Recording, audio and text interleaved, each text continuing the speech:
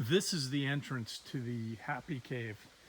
Now, in this cave, during World War II, when the Americans came ashore, and they came ashore just over the ridge here, the Japanese came in here for refuge. There are two caves, a Happy Cave, which is the cave we're at now, and the Sad Cave. They used to be connected. A bomb hit and cut the caves in half, basically, and now there's two different caves. So this is the entrance to the Happy Cave here, and we, as you can see here, this one's a lot different than the regular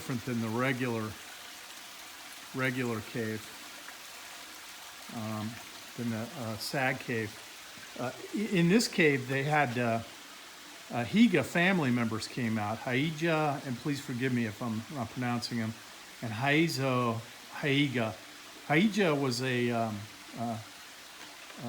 individual that worked on the Big Island in Hawaii, so he spoke Okinawan and English, and his nephew was a bus driver. They both spoke English, and when the Americans came here, they set up machine guns outside, told the people to come out. People would not come out.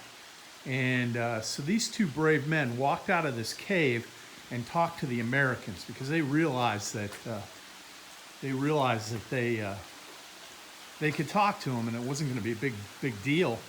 So they ended up talking all the Japanese out of this cave, which is pretty amazing to me. The other cave, there was nobody there to help, and those people all committed suicide. In this cave, all the Japanese came out and they did not commit suicide. So again, there was between, I don't know, 1,800 and 3,000 people in here, depending on who you talk to. And quite a few of them came out of this cave. So that's why it's called the Happy Cave. So you can see how extensive this cave system is. It is huge. And now in this cave, and we didn't go through the whole cave in the other place, but the river runs right through here.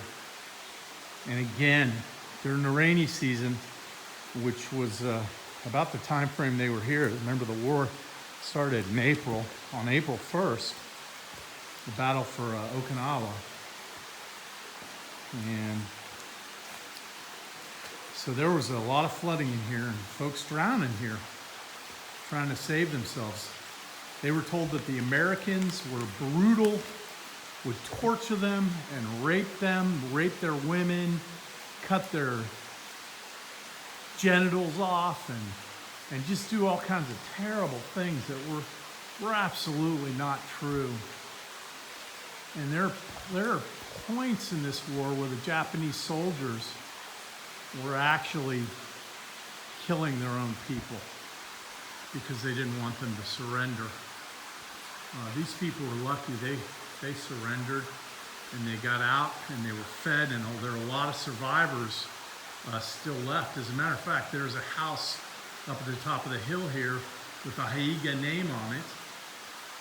And it's a beautiful house. The family is still here, the family that talked out all these people.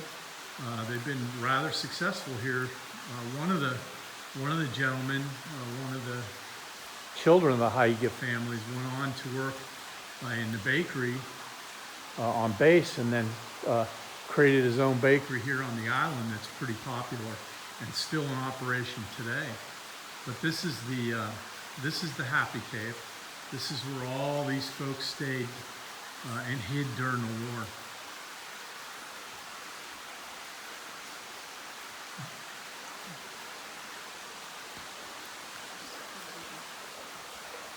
And you can see the outside of the cave here.